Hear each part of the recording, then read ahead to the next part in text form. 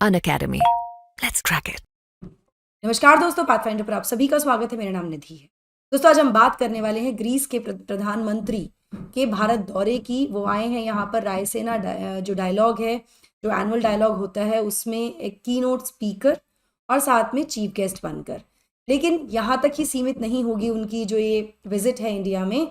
अगर मैं ग्रीस और भारत के रिलेशंस की बात करूँ तो बहुत ऐतिहासिक रिलेशंस हैं, सेंचुरीज पुराने रिलेशंस हैं, जिसके बारे में ऑफ कोर्स एक छोटा सा ब्रीफ हिस्ट्री हम इसके बारे में डिस्कस करेंगे आने वाले समय में इस सेशन में।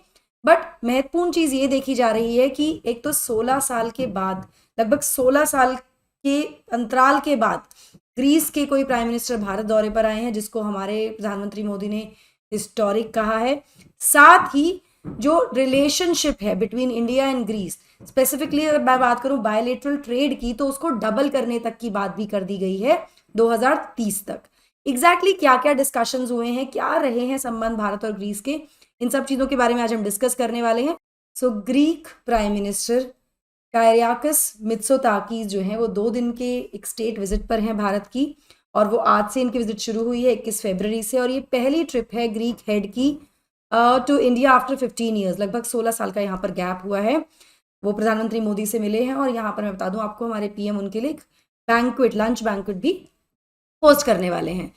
तो जैसा कि मैंने आपको बताया कि मित्सोताकीस चीफ गेस्ट हैं और कीनोट स्पीकर हैं एनुअल रायसेना डायलॉग के, जो कि दिल्ली में चल रहा है, 21 से 24 फरवरी के बीच में ही चलेगा। उनकी विजिट केवल यहाँ पर एज अ चीफ गेस्ट या कीनोट स्पीकर बनकर आने के तक सीमित नहीं है, मैंने जैसा कि आपको शुरुआत में भी कहा था, बल्कि उद्देश्य यहाँ पर इस विजिट का ये होगा कि दोनों ही देशों के बीच की जो स्ट्रैटेजिक पार्टनरशिप है उसको कैसे यहाँ पर एनहांस किया जाए। सो पीएम मोदी ने अपने एक प्रेस कॉन्फ्रेंस में जो increasing cooperation of in defence and security है बिटवीन द टू कंट्रीज, उसको कहा है कि वो रिफ्लेक्ट करता है किस तरह का म्यूचुअल ट्रस्ट दोनों देशों को एक दूसरे के साथ है। साथ में उन्होंने हाईलाइट किए कुछ एरियाज और जहाँ पे दोनों ही राष्ट्रों की कोलैबोरेशन है, जैसे साइबर सिक्योरिटी, काउंटर टेररिज्म और मैरिटाइम सिक्योरिटी भी। इस संबंध में उन्होंने ग्रीस को अपना अपना सहयोगी बताते हुए ये भी कहा है कि दोनों के ही जो उद्देश्य हैं, जो कंसर्न्स हैं, वो सेम है in terms of fighting terrorism. तो ये तो हुई इस पूरी जो प्रेस कॉन्फ्रेंस हुई है उसकी बात।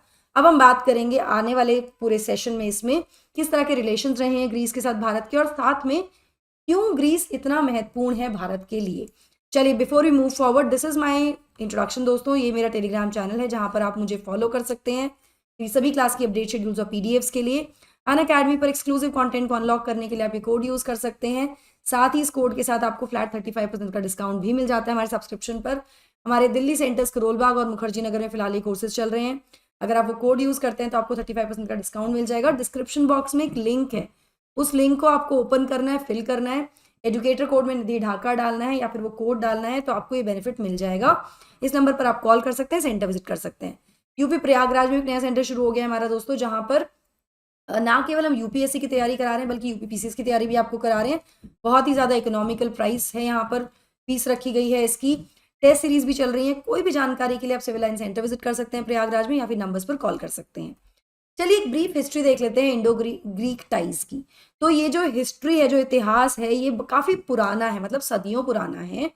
चाहे वो अलेक्जेंडर द ग्रेट का भारत इन्वेजन हो 326 बीसी में, या फिर मौर्यन राजाओं और ग्रीस के बीच का ट्रेड हो, दोनों ही जो देश रहे हैं, कहीं ना कहीं बहुत rich history they hold of the economic and cultural exchanges, जो थाउजेंड्स ऑफ ईयर्स पीछे तक जाती है।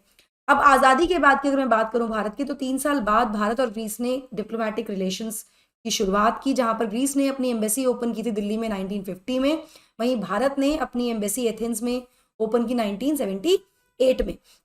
ग्रीस और भारत ने अपना पहला मेमोरेंडम ऑफ अंडरस्टैंडिंग MOU जो था डिफेंस कोऑपरेशन का साइन किया था 1998 में।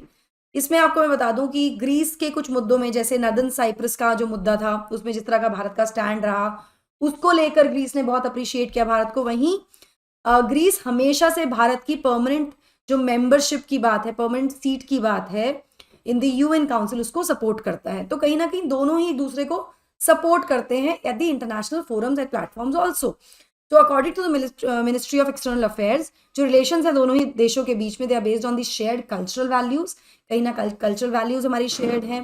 कमिटमेंट है कि हम इकोनॉमिक ग्रोथ करना चाहते हैं, ग्रो करना चाहते हैं। इसके अलावा हमारे collaboration terms in fields of security and defence हो, शिपिंग, मैरीटाइम, इस तरह की बहुत सारी चीज़ों में we are being you know working together, have collaborations. तो ये एक बहुत महत्वपूर्ण मुद्दा है। वो अलग बात है कि गैप बीच में ज़रूर आया, लेकिन अब ये जो रिलेशंस हैं इन दोनों देशों के बीच के, वो उस गैप के दौरान लिमिटेड रह गए थे टूरिज्म, ट्रेड और माइग्रेशन ऑफ लेबर तक, जिसको आगे बढ़ाने की तरफ प्रयास किया जा रहा है। अब ये कब से बदला, मतलब और ज़्यादा इसको बेहतर या improve in terms of defence, security, collaborations and साथ में आना, ये सब शुरू हुआ प्रधानमंत्री मोदी के कार्यकाल के समय, जब ये इनकी सेंट्रल गवर्नमेंट रही। तो पिछले 10-12 साल में काफ़ी यहाँ पर बदलाव आए हैं। यहाँ मैं आपको बता दूं कि 40 साल में पीएम मोदी पहले प्रधानमंत्री बने who visited the European country, मतलब ग्रीस को इन्होंने विजिट किया और इनको कन्फर किया गया था ग्रीस का grand cross of order of honour, जो कि देश का सेकंड हाईएस्ट सिविलियन ऑनर है। तो ये हमारे लिए गर्व की बात है, काफ़ी न्यूज़ में रहा था, चर्चाओं में भी रहा था, पिछले साल की बात है ये। अब फिलहाल दोनों ही देशों ने ये तय किया है इस समय पर, after PM Modi's visit and after he was given this honour, ये डिसीजन लिया गया कि भाई एक डायलॉग मैकेनिज्म क्रिएट किया जाएगा between the national security advisers for defence and security, इसकी कोऑपरेशन के लिए, और ना केवल डिफेंस और सिक्योरिटी के लिए बल्कि डिफरेंट फील्ड्स लाइक इंफ्रास्ट्रक्चर हो या एग्रीकल्चर हो, एजुकेशन हो या नए और इमर्जिंग टेक्नोलॉजीज हो या स्किल डेवलपमेंट हो, तो दोनों ही देशों के लिए महत्वपूर्ण है। तो यहाँ पर एक सहयोग की बात चल रही है, कोऑपरेशन की बात चल रही है। यहाँ मैं आपको बता दूं कि फिलहाल ये भी कहा जा रहा है कि दोनों ही देशों ने ये अग्री किया है कि वो अपना जो बायलेटरल ट्रेड है उसको दुगना कर देंगे 2030 तक, और साइन किया है एक migration and mobility pact in this respect.